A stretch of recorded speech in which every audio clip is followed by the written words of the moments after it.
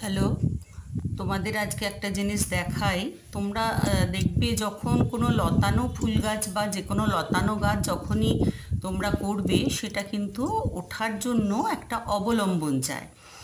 এইবার টবের গাছের ক্ষেত্রে এটা একটা সমস্যা হয়, মাটিতে লাগালেও সমস্যা হয়। তো এই অবলম্বনটা যখন ওরা না পায়, তখন গাছগুলোতে ফুল হয় না বা গাছগুলো নষ্ট হয়ে যায়। তো সেই জন্য আমি দেখো, দুটো তুলসী গাছ আমার অনেক পুরনো এবং মোটা তুলসী গাছ, সেই গাছ দুটোকে আমি মানে গাছ দুটো নষ্টও হয়ে গিয়েছিল।